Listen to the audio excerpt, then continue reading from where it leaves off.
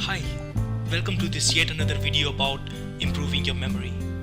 In this video, I'm going to talk about the alphabet peg method.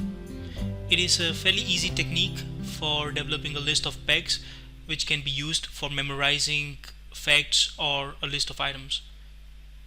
The reason why I say it is easy because if you speak English, you most likely know your ABCDs.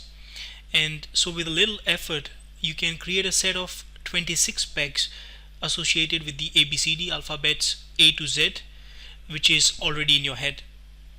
Let's jump right into it and I will give you more clarification on the method as we proceed.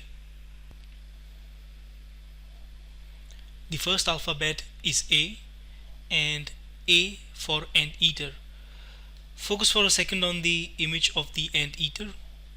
Next, you can also notice the pattern of alphabet A identified on the anteater itself. There is actually a reason behind me doing this. This way you have both the auditory and the visual cues for the association between the alphabet and the peg. Now for some people auditory cueing works the best, while for others visual cueing works the best. I have both of them covered here. So you would see for all rest of the alphabets not only the image of the peg but also an attempt to identify the pattern of the letter itself onto that image or the peg. Next we have B. B is for bear, and you can notice the pattern of alphabet B on the bear. C is for cat. C for cat. Our brain is actually very good at finding patterns, so you can take basically any image and you will be surprised that somehow you can identify the pattern of alphabet C in it. D for dog. E for elephant. F for fox.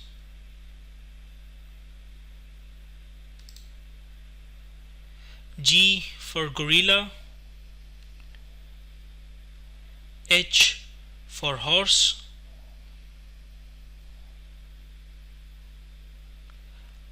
I for impala. J for jaguar. K for kangaroo.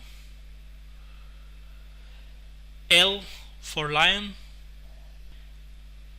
M for mongoose. N for numbed. Now you might have noticed two things. First, that all the pegs used so far are strictly mammals. I could have taken N for nest to keep it easy, but there is a reason behind sticking to one category, and in this case the category of mammals. Second, the word numbed is in red font.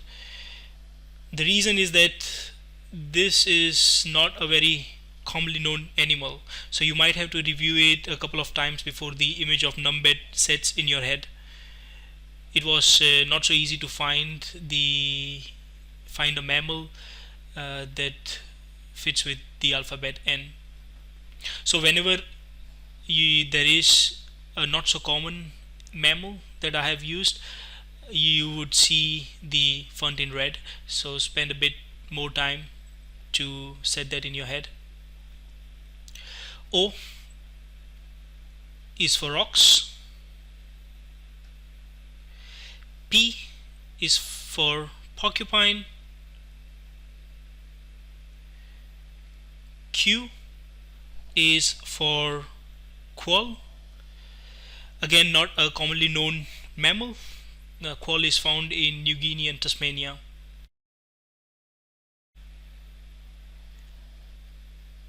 R for rat.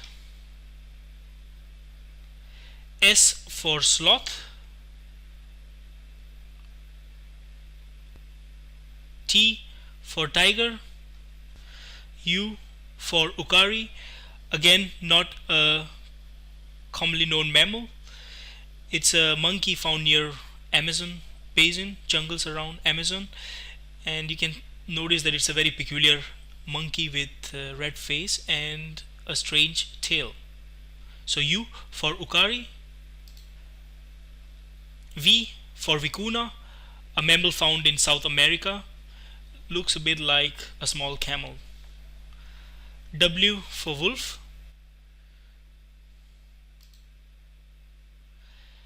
X for xerus, an African ground squirrel, again not a commonly known mammal. Y is for yak, found in Himalayas. And finally Z for zebra.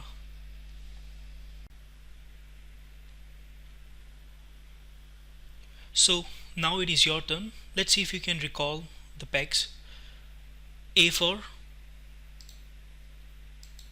anteater, B for bear, C for cat, T for dog, E for elephant, F for fox, G for gorilla, H for horse, I for impala, J for jaguar, K for kangaroo, L for lion, M for mongoose, N for numbat, O for ox, P for porcupine, Q for quoll, the marsupial animal found in Tasmania and New Guinea, R for rat, S for sloth, T for tiger, U for uakari, or however it is pronounced, V for vicuna, W for wolf, X for xerus, Y for yak, and finally Z for zebra. Yes. So how did it go? I hope you have more or less all the pegs in your head by now. Let's talk about the application of the alphabet peg method.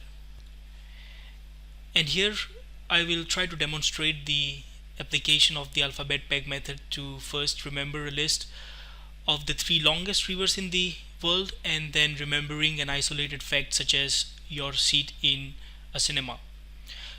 So starting with the list, the top 3 longest rivers in the world are Nile, Amazon and Yangtze. In order to remember Nile, we first need to find out something that we can associate Nile with in our head.